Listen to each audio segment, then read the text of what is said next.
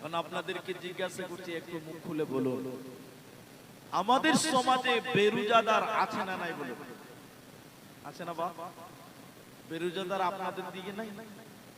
রমজান মাসে রোজা রাখে না, বেহায়ার মতন রাস্তাঘাটে, আবার অনেকেই রমজান মাসে দিনের বেলায় প্রকাশ্যে খাওয়া দাওয়া করে, লজ্জা শরম লাগে না? নবীজি বললেন, আমি যখন জাহান্নামে আরো এগিয়ে গেলাম, জাহান্নামের ভিতরে একটা নদী দেখতে পেলাম। ওই নদীতে কোনো পানি নাই, ওই নদীতে কোনো দুধ নাই, কোনো শরাব নাই, ওই নদীতে রয়েছে পচা দুর্গন্ধ রক্ত। পচা দুর্গন্ধের রক্ত আমি জাহান্নামে দেখতে পেলাম। নদীতে কোনো জল নাই, কোনো পানি নাই, কোনো দুধ নাই, কোনো খাবার নাই, পচা দুর্গন্ধ রক্ত। ওই রক্তর দুর্গন্ধের কারণে তার কাছে দাঁড়ানো যায় না। নবীজি বলেন, আমি দেখতে পেলাম ওই রক্তের নদীতে কিছু মানুষেরা হাবুডুবু খাচ্ছে, ওই রক্তের নদীতে কিছু মানুষেরা সাঁতার কেটে কেটে তারা বাঁচার জন্য উপর দিকে উঠে আসার চেষ্টা করছে। ওই নদীর উপরে কিছু লোক ওকে পাথর মেরে আবার নদীর মাঝখানে করে দেয়। দুর্গন্ধ রক্তের নদীতে তাকে চুবানো হয়েছে কেন? নবীজি বললেন, জিবরাইল রে, তুমি বলো এরা কারা, কোন অপরাধে তাদেরকে এই পচা রক্তের নদীতে চুবানো হলো বলো। হে জিবরাইল, তুমি তাদের পরিচয় বলে দাও কারা, এই দুর্গন্ধ পচা রক্তের নদীতে তাদের চুবানো হলো কেন? জিবরাইল তুমি বলে দাও। জিবরাইল আমিন বলছেন, ইয়া রাসূলুল্লাহ, দয়ার নবী গো, শুনেলেন এরা কারা, শুনেলেন এদের পরিচয়। জিবরাইল বলেন, নবী গো, আল্লাহর ওই সমস্ত নাফরমান বান্দা বান্দীরা, ওই সমস্ত পাপিষ্ঠ গুনাহগার বান্দা বান্দীরা, যারা দুনিয়াতে সুদের টাকা দিয়েছিল, যারা দুনিয়াতে সুদের টাকা নিয়েছিল, সুদ খেয়েছিল আর সুদ দিয়েছিল, ওই সুদ দিনেওয়ালা আর সুদ খানেওয়ালা উভয়কে আল্লাহ জাহান্নামে পচা রক্তের নদীতে আল্লাহ চুবিয়ে রাখবে। এরা জান্নাতে যাবে না, পাবে না, পাবে না। কি করলি তুই ভবে এসে, মায়া জালে গেলি ফেসে। কি করলি তুই ভবে এসে, মায়া জালে গেলি ফেসে। আজরাইল এসে ধরবে কোসে, কে বাঁচাবে তোর প্রাণ? ওরে মুসলমান তোরা হারাস না ঈমান, ওরে মুসলমান তোরা হারাস না ঈমান। যদি করিস নামাজ রোজা, যদি করিস নামাজ রোজা, থাকবে না তোর পাপের বোঝা। যদি করিস নামাজ রোজা, থাকবে না তোর পাপের বোঝা। মরণকালে পাবি রে তুই জান্নাতি আদান। ওরে মুসলমান তোরা হারাস না ঈমান।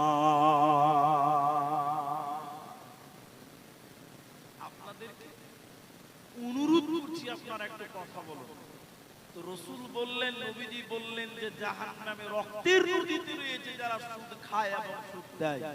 এখন আপনাদেরকে বলছি, একটু জবানটা খুলে কথা বললে আল্লাহ খুশি হবেন, আমিও খুশি হব। আপনাদের দেশে সুদের ব্যবসা আছে না নাই বলুন তো ভাই? আছে না নাই? ওই পেছনের লোক আর কথা বলছে না, কি আবার হাস। আপনারা সবাই একসঙ্গে বলুন, সুদের ব্যবসা এই দেশে আছে না নাই? আছে। শুধু তাই নয়, গ্রুপ লোন বুঝেন? গ্রুপ লোন, গ্রুপ লোন আপনাদের দেশে আছে? আমাদের পাড়ায় মেয়েরা সপ্তাহে একদিন কিস্তি দিতে যায়। গ্রুপ লোনের ব্যবসা আছে না না? একটু চিল্লিয়ে বলা যাবে না বাপ? আছে। ওলামায়ে কেরাম আছেন, মুফতি সাহেবরা রয়েছেন, শুনেন। আমাদের প্রিয় নবী বলেছেন, 1 টাকা যদি কেউ সুদ খায় 36 বার মায়ের সঙ্গে জিনা করলে যে পাপ হবে সেই পাপ হয়। বলুন নাউজুবিল্লাহ। 1 টাকা সুদ খেলে 36 বার জেনার গুনাহ হবে। আর আমাদের মেয়েরা, আমরা পুরুষেরা, আমরা এই সুদের পাপের সঙ্গে আজকে জড়িয়ে গেছি। আল্লাহ তুমি আমাদের মাফ করো, বলো না আমিন। কি করে হবে ভাই আমার? অতএব যারা সুদ খাবে আর সুদ দেবে, উভয় কি আল্লাহ জাহান্নাম দেবে, কোনো উপায় রবে না। এবার একটু আমার দিকে দেখেন, একটা জিনিস আপনাদের দেখাবো। জান্নাত হবে ফ্ল্যাট সিস্টেম, বিল্ডিং। তো বলছে জান্নাতীরা যখন জান্নাতে চলে যাবে, কয়েকজন জান্নাতি এক জায়গায় জমা হবে। আপনারা আমার দিকে দেখেন, বা জান্নাতীরা এক জায়গায় জমা হবে। আমরা যেমন স্টেজে জমা হয়েছি, এই রকম জান্নাতে জমা হয়ে গল্প করতে লাগবে। গল্প করতে করতে করতে করতে অনেক গভীরে চলে যাবেন। তখন আর জান্নাতীরা যারা গল্প করছেন তাদের ধ্যান ধারণা থাকবে না। দেখবেন 3 বন্ধু গল্প করতে করতে করতে কখন ট্রেন চলে যায় খবর থাকে না। এরকম বেতাল হয়ে যাবে জান্নাতে গল্প করতে করতে। হঠাৎ করে আল্লাহ জান্নাতীদের সামনে জাহান্নাম পেশ করবেন, বলুন সুবহানাল্লাহ। জান্নাতীদের সামনে জাহান্নাম পেশ করবে। আজকে যেরকম মায়েরা পর্দাতে দেখছেন, এরকম পর্দার মতন, স্ক্রিনের মতন আল্লাহ জাহান্নাম পেশ করবেন। আমাদের সামনে যখন জাহান্নাম দেখাবেন, তখন আমরা ভয়ে থমকে যাব, স্তব্ধ হয়ে গিয়ে একজন আরেকজনকে বলবো, আমার ভাইকে বলবো, ভাইজান এই যে জাহান্নামে যারা গিয়েছে তাদেরকে কি চিনতে পারেন? তখন উনি বলবেন, চিনা চিনা লাগছে। চট করে উনি বলবেন, চট করে উনি বলবেন, ওই যে ওই যে ওটা আমার ভাই, সে কেন জাহান্নাম গেল? আর একজন বলবেন, ওই যে ওটা আমার বোন, সে কেন জাহান্নাম গেল? ওই যে আমার বেটা, সে কেন জাহান্নাম গেল? আমরা জান্নাতীরা বলবো, কেন কেন, কিসের কারণে তারা জাহান্নাম গেল? তখন জাহান্নামের গেটে একজন ফেরেশতা দাঁড়িয়ে আছে। ওই ফেরেশতাটার নাম মালিক। এবার আমরা জান্নাতীরা জাহান্নামের গেটম্যান মালিক ফেরেশতাকে বলবো, মালিক রে তুমি বলো, এটা আমার ভাই, এটা আমার বোন, ওটা আমার ভাগনা ভাতিজা, তারা কেন জাহান্নাম গেল? মালিক ফেরেশতা তুমি বলে দাও। জাহান্নামের গেটম্যান মালিক ফেরেশতা বলবে, ওরে আল্লাহর জান্নাতি বান্দারা, ওরে আল্লাহর জান্নাতি বান্দিরা, শোনো, তোমরা আমাকে কেন জিজ্ঞাসা করছো? শুনে নাও, তোমরা সরাসরি জাহান্নামীদেরকে জিজ্ঞাসা করো, কিসের কারণে আল্লাহ তাদেরকে জাহান্নাম দিল, কোন গুনার কারণে আল্লাহ তাদেরকে জাহান্নাম দিল। জান্নাতি ভাইরা, আমাকে জিজ্ঞাসা করতে হবে না, হবে না, তোমরা সরাসরি আজকে তাদেরকে জিজ্ঞাসা করো। কুরআনে সূরা মুদ্দাসসিরে আল্লাহ আয়াত নাযিল করেছে, শুনেলেন মায়েরা, বোনেরা, কান করে শুনুন। এবার আমরা জান্নাতীরা ওই জাহান্নামীদেরকে জিজ্ঞাসা করব, জাহান্নামী ভাইরা তোমরা বলো, জাহান্নামী বোনেরা, কিসের কারণে তোমরা সাকার নামে জাহান্নাম গেলে বলো। ইয়াতাসাআলুনা আনিল মুজরিমিন, মুজরিমদের ব্যাপারে যখন জিজ্ঞাসা করা হবে, কেন তোমরা জাহান্নাম গেলে, তোমরা বলো, জাহান্নামী ভাইরা, কেন তোমাদেরকে জাহান্নাম দেওয়া হলো বলো। জাহান্নামীরা কেঁদে কেঁদে 4খানা কারণ বলবে। কোরআনে আল্লাহ উল্লেখ করেছে 4টা কারণে তারা জাহান্নামে গেল। প্রথম নম্বর কারণ, জাহান্নামীরা কেঁদে কেঁদে আমাদেরকে জান্নাতীদেরকে বলবে না, ও জান্নাতি ভাইরা তোমরা শোনো, আমরা কেন জাহান্নামী হয়ে গেলাম তোমরা শুনে নাও। প্রথম নম্বর কারণ হলো, ক্বালু লাম নাকু মিনাল মুসাল্লিন। প্রথম নম্বর কারণ, জাহান্নামীরা বলবে, আমরা দুনিয়াতে মুসল্লি ছিলাম না, আমরা দুনিয়াতে নামাজ কায়েম করিনি, আমরা দুনিয়াতে নামাজ পড়ি নাই, এই নামাজ না পড়ার কারণে আল্লাহ আমাদেরকে জাহান্নাম দিল। অতএব যারা নামাজ কায়েম করবে না, যারা মসজিদে যাবে না, মসজিদ ভালোবাসবে না, যারা নামাজ পড়বে না, ওরা জাহান্নাম চলে যাবে, ওরা জান্নাতে পাবে না, পাবে না, পাবে না।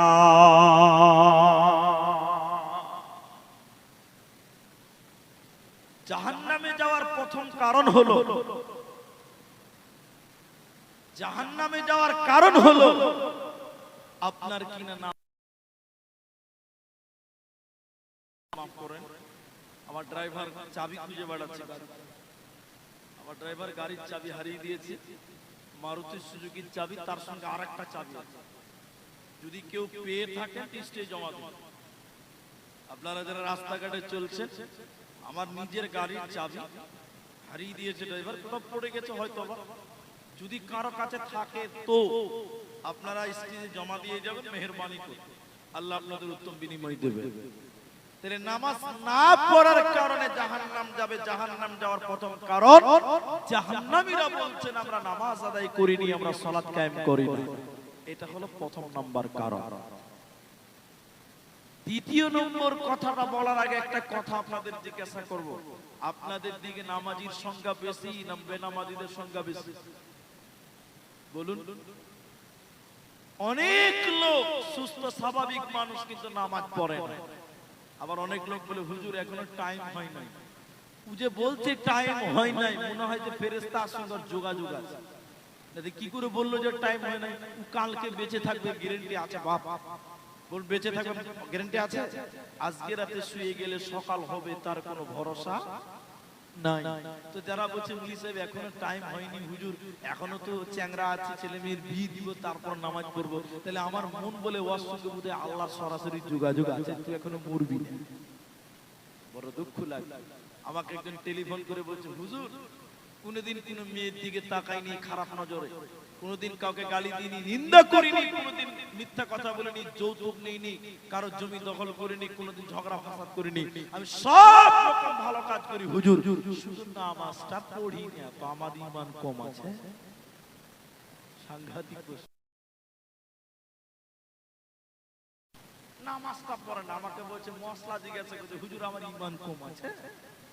আমি ওর প্রশ্ন শুনে আমার মাথা কাজ করছে, খানিক চিন্তা ভাবনা করে করে করে করে বললাম আরে বাবা তোমার তো ঈমানই নাই, আবার কম বেশির কি হিসাব করছো রে বাবা? যে লোক নামাজ পড়ে না ওর তো ঈমানই নাই, আবার কম বেশির কি হিসাব করছো? তুমি চিল্লিয়ে মরে গেলেও তো তোমার ঈমান থাকলো না, থাকলো? জাহান্নামীরা প্রথম কারণ বলবেন ক্বালু লাম নাকু মিনাল মুসাল্লিন, নামাজ কায়েম করি নাই।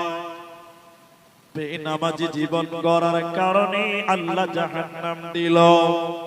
দ্বিতীয় নম্বর, জাহান্নামীরা কেঁদে কেঁদে কেঁদে কেঁদে বলবে ওয়ালাম নাকু নুতঈমুল মিসকিন, আমরা এতিম মিসকিনকে খাবার দিতাম না, আমরা দুস্থ গরিবকে খাবার দেই না।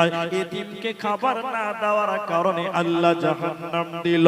অতএব মুমিন রে শুনে নাও, যারা এতিমকে খাবার দেবে না, মিসকিনকে যারা দেখতে পারে না, ওরা কিয়ামতের দিন আল্লাহর জাহান্নামী হয়ে যাবে, এদের কোনো উপায় রবে না, রবে না।